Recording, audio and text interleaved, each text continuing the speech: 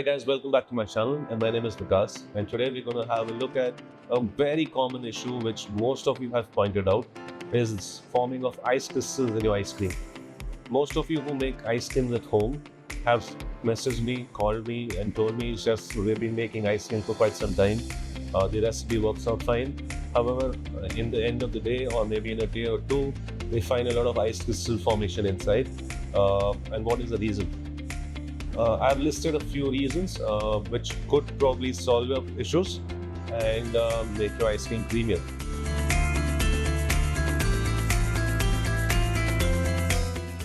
So the first reason that I've listed is not measuring your ingredients properly or improper measurements.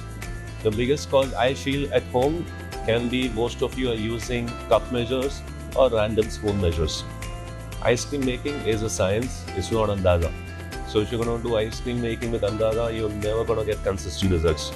I would urge you to buy a professional weighing scale or a digital weighing scale and avoid using cup measures and spoon measures.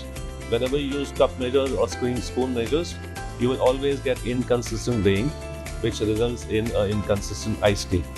When your ingredients are weighed properly, scaled properly as per measurements, you will definitely have a consistent result and probably get rid of your ice crystals.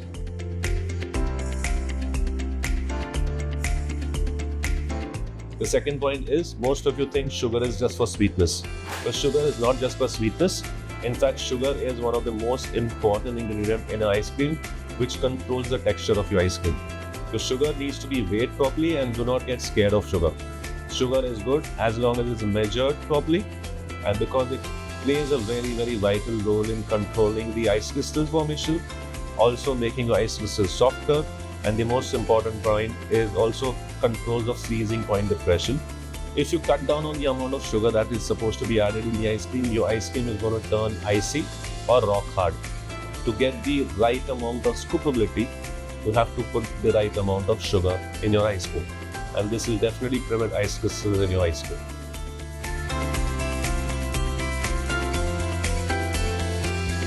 The next point is to understand every recipe is different. If you're going to change the flavor of your ice cream, the recipe for that ice cream needs to be different. I know a lot of you have a common vanilla based ice cream, and to that you add mango puree, pistachio puree, sometimes coffee, sometimes a berry, and you do not consider what has changed into the ice cream recipe.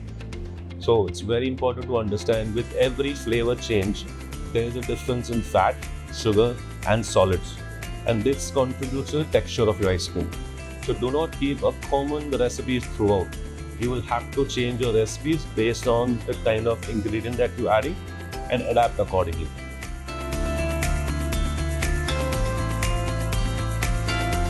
So the next point is using fresh fruits in your ice cream without understanding the water content in the fruit.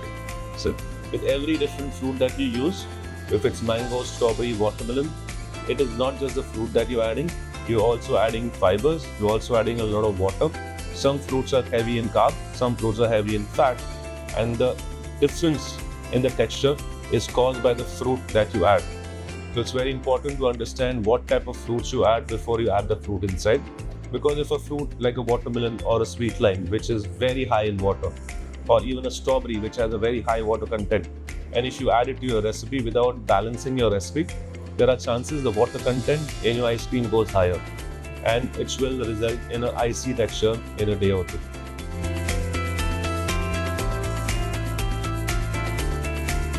Another reason which is very common at home is freezing too slowly. Most of us who make ice cream at home, we do not have a blast freezer at home and we put our ice creams when they churn into a domestic regular freezer. There are a lot of things that we keep inside the freezer which contributes to a weak freezing process. If your ice cream is frozen over a larger period of time or an extended period of time, you are going to end up with larger ice crystals. To make sure your ice crystals are smaller, it's very important after your ice cream is churned, it is gone in the blast freezer so that you freeze the ice cream to the core, get it up to minus 18 degrees centigrade in a minimum period of time or a very short span of time. Just imagine you're going to put your ice cream in your domestic freezer and you keep on opening and closing the door several times. Your ice cream freezer which is a domestic freezer, is usually set at minus 17 degrees centigrade. But when you put the ice cream inside, for that ice cream to reach minus 17 to minus 18 degrees centigrade is going to take at least 10-12 hours, during which there are a lot of ice crystal formation. Most of the times at home we have a freezer which are frost-free freezers. The nature of the frost-free freezer is it has a defrosting cycle. So after every few hours, the freezer goes into a defrosting mode so that there is no ice formation inside the freezer, which is absolutely not good for your ice cream. I would prefer an ice cream freezer which does not have a frost-free function. The best freezer to store your ice cream usually is a chest freezer. Chest freezers are usually at ground level and you open on top. Whether the standing freezers, whether it's 2-door, 4-door, you open the door upwards. When you open the door of a standing fridge, what happens, all the warm air from the top enters the fridge and it pushes out all the cold air. And when you shut the door, there's a vacuum that gets created, which holds the temperature inside, and the freezer has to struggle to get to the right temperature. Most of the time, if you visit an ice cream parlor, ice cream shop, you will never find ice cream freezers upright. They're always chest freezers, because when you have the ice cream at the ground level, you open the door from the top, there's very little hot air that goes inside. This interferes in the freezing cycle. As a result, the temperature is maintained really well. There is no defrosting that is happening, and the ice crystals which are formed are very small and very quick. All ice creams are made of ice crystals. However, if the ice crystals are formed over a longer duration of time, you will have larger ice crystals. However, the ice crystals are formed in a shorter duration of time, preferably in a blast freezer, you will have really small ice crystals. And this is probably one of the reasons your ice creams at home have larger ice crystals. Before we go to the next point, I want you to have a look at this video from Seb. School for European Pastry is an esteemed baking, pastry and culinary school distinguished as one of the finest globally. Our vision is to nurture, equip and empower our students to become tomorrow's industry leaders. Whether you aspire to join the hospitality industry or embark on an entrepreneurial journey, we are committed to providing you with vital training and resources needed to excel in either path. Your growth and success are a source of immense pride for us.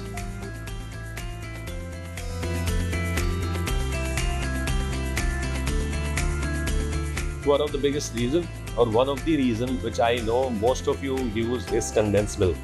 Well, condensed milk is not a magic wand. Condensed milk is good.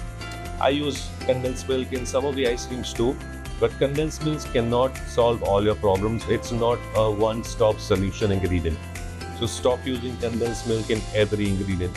I know a lot of chefs at home, or most of you guys, use condensed milk for egg-free baking, condensed milk for sweetening, condensed milk for ice creams, condensed milk for various desserts. Condensed milk has limitations. Condensed milk is a hack.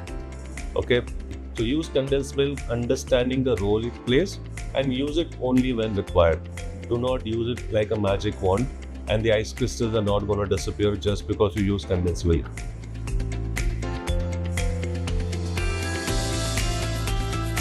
One more reason for your ice crystal formation can be improper balance of your milk and cream. A lot of people think more cream means better ice cream, which is absolutely not true. In fact, when you're making ice cream, you need to have a really good balance of a high-fat milk or even a low-fat milk, depending on what type of ice cream you're making, to the ratio of the fat that goes inside. If there's too much fat in your ice cream, the fat is going to coat your tongue and it's going to prevent any flavor to come through. And if there is very less fat in your ice cream, it is going to be too icy. So understand your recipe, find out the balance between the milk and the cream before you start making your ice creams.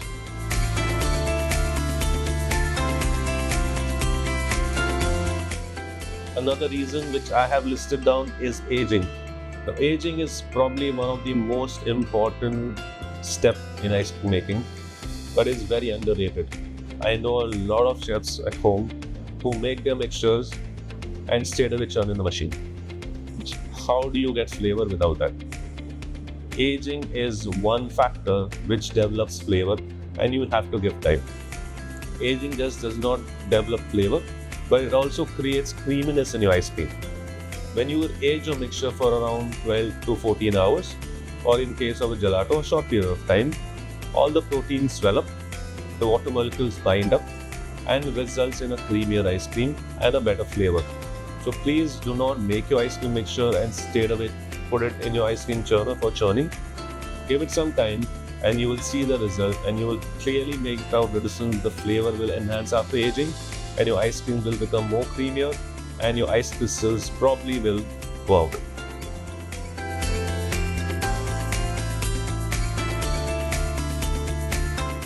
So one factor is expecting your homemade ice cream to be on par with the commercial ice creams. Ain't gonna happen. At home, if you're using a domestic machine, it has its limitations. And on a commercial level, we use commercial ice cream machines, which has a lot of advantages. In a commercial ice cream making, we use air. There's a larger overrun. The ice cream becomes more lighter because the way it churns, the speed at which it churns, and also the way the machine is designed. At home, the homemade ice creams, you gives a very lesser overrun. Yes, I know a lot of you must be thinking, but luxury ice creams have very less overrun. But also the time taken to churn. A domestic ice cream probably takes a much larger or longer time to churn your ice creams, resulting in larger ice crystals. That's in short. Versus a commercial ice creams takes much smaller amount of time to churn the same amount of ice cream, resulting in smaller ice crystals. Besides the ice cream machines, there's also one more thing. Commercial ice cream manufacturers use stabilizers, emulsifiers, blast freezers, and control the overrun. Unless and until you are using some sort of an emulsifier or a stabilizer, unless you don't use a blast freezer, and you do not use a machine which is a commercial machine, you ain't gonna make an ice cream that can compete with a commercial ice cream. Okay. So I'm not saying using chemicals. I'm telling you to understand what a stabilizer is, to understand what an emulsifier is. Use them in the right quantity. Always use clean label stabilizers and natural emulsifiers and stabilizers, which will help you bind water crystals, prevent ice crystals, and get you a creamier ice cream.